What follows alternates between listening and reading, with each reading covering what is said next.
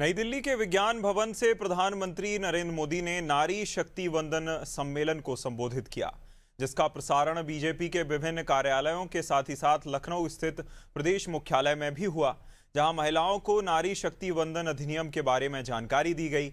इस दौरान अनादि टीवी से बातचीत में मंत्री रजनी तिवारी ने पहल को महिलाओं के लिए ऐतिहासिक कदम बताया और कहा कि इससे महिलाओं की भागीदारी हर क्षेत्र में बढ़ेगी और उन्हें आगे बढ़ने का बड़ा अवसर मिलेगा।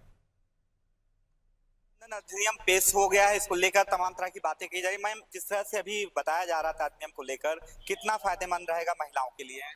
देखिए, ये फायदेमंद की बात नहीं है। महिलाएं किस तरह के दंश को झेलती हुई यहाँ तक आई हैं। कभी उनके सामने पर्दा प्रथा रही, कभी शिक्षा का अभाव रहा, अनेक तरह की कुप्रथाओं को महिलाओं ने झेला और समाज में कहे कि उनको हमेशा नीचा दिखाने का प्रयास होता रहा। और मोदी जी की सरकार आई, मोदी जी ने देखा कि किस तरह से महिलाओं के लिए नीति निर्धारण करना चाहिए, उस तरह की नीतियां बनी, उनका लाभ दिलाया गया। और कांग्रेस ने तो 27 वर्षों से न जाने कहां इसको दबा करके रखा। मोदी जी ने 2023 में नारी शक्ति वंदन लेकर के आए और वाकई में वो 33% नहीं, हम तो कहेंगे 100% महिलाओं के सम्मान की बात है, उनके उत्साह की बात है और स्वावलंबन और सशक्तिकरण की बात है। पार्टियां कुछ कह रही हैं कि ये चुनाव के बाद लाना चाहिए था, जल्दबाजी में लाया गया है। देखिए, वो तो कहो कि तुमको मौका मिला, तुम लेकर के क्यों नहीं आए?